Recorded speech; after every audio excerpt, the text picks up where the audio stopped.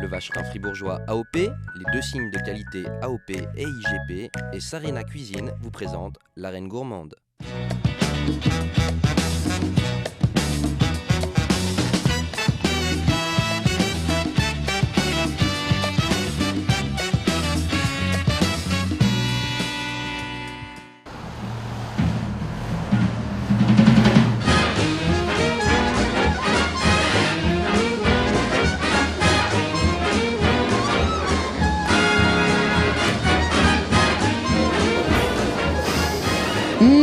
Qu'est-ce que ça sent bon, regardez la chance que j'ai. Je suis au salon Goût et Terroir au sein de l'espace Gruyère à Bulle et j'ai droit à un plat concocté par l'invité d'honneur qui est la Grèce.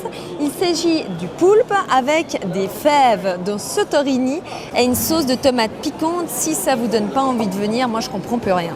Aujourd'hui, un duo de choc et complètement improbable va s'affronter en cuisine, mais on commence tout de suite avec Andy Taug qui vient de Soleure et qui nous a concocté une saltimbocca de cœur de riz de veau avec un risotto à la courge. Moi, je vais déjà commencer par manger ça et je vous rejoins. Allez-y déjà.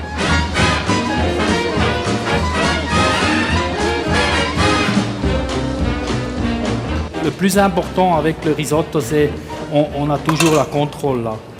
Après, On met toujours du mascarpone. on prend le sprint. C'est vrai? Ça, c'est le sprint. Hein. C'est suisse allemand. Ça, c'est vraiment le centre de riz de veau. Il n'y a pas des petits veines dedans. Voilà, c'est prêt. Je mets à côté, comme ça. Là, vous verrez, au fond de la verrine, par contre, il y a une petite surprise. Oui, Hein? exactement. Ça, c'est l'huile de courge. La dégustation est très importante, je trouve. hein. Mon Dieu. Ah bah vous nous avez quand même gardé quelque chose. Non parce qu'il n'y a plus rien là. Hein. Bonjour Andy Taug. Bonjour, madame. Qu'est-ce que vous nous avez concocté là?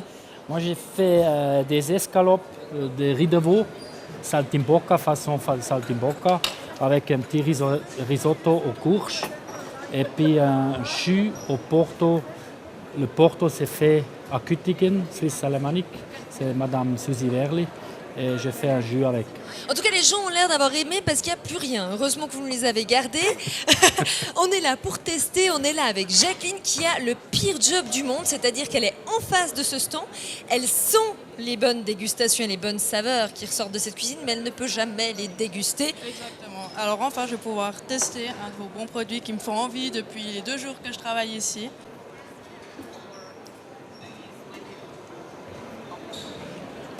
Donc oui, effectivement, le risotto, il est super bon. Avec la sauce au porto, ça va se marier super bien. Puis je vais essayer de prendre la saltimbocca. Ah bah quand même. C'est un petit peu. Oui.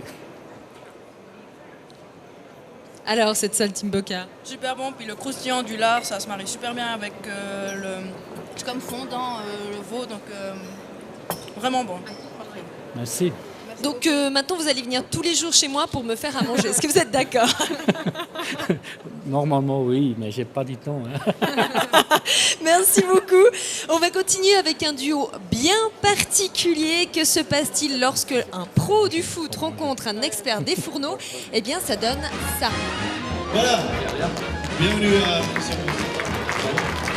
On a réalisé une bouchée de Saint-Jacques, parce que là c'est la pleine période des Saint-Jacques, et puis l'idée c'était de mettre dans cette recette en fait 1 ou 2 produits du terroir.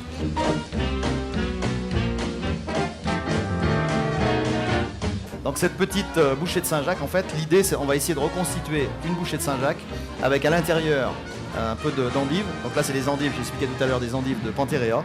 Ah non, mais on peut le mettre, hein. Moi je mets tout dedans. Ouais, mais oh.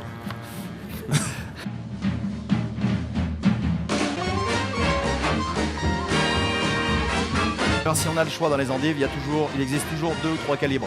Vous avez la petite endive qui va faire 5-6 cm, qui est vraiment le cœur. On peut les acheter ensuite de taille moyenne et ensuite on peut prendre des très grosses endives.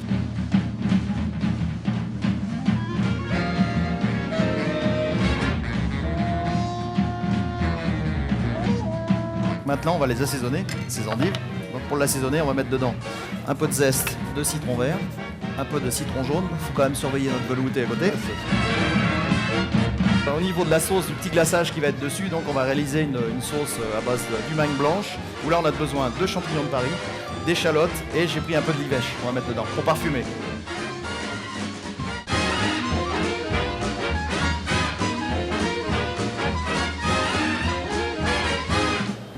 depuis tout à l'heure, j'ai oublié de mettre le rouge. Voilà. Non, mais ce que je vois, c'est que t'aimes bien la sauce. Hein. Donc l'avantage avec Christian, c'est qu'on pourrait mettre plusieurs Saint-Jacques. T'as dit 2. Voilà, 2. Ah, tu les as peut-être fait un peu épais. Ouais, c'est ce que je me disais.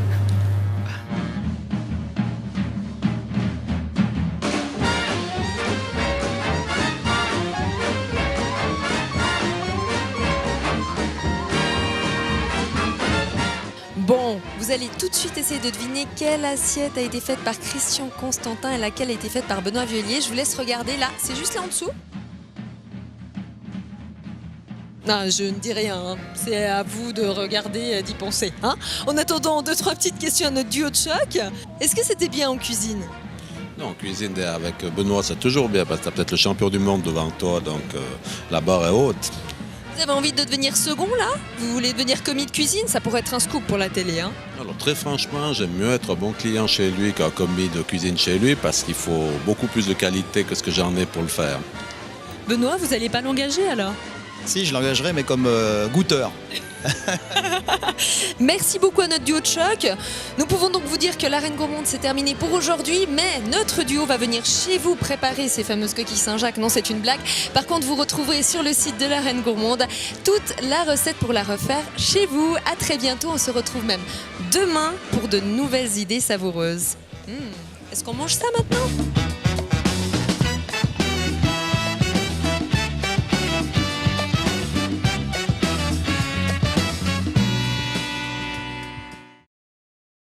L'arène gourmande vous a été présentée par le Vacherin Fribourgeois AOP, les 2 signes de qualité AOP et IGP et Sarina Cuisine.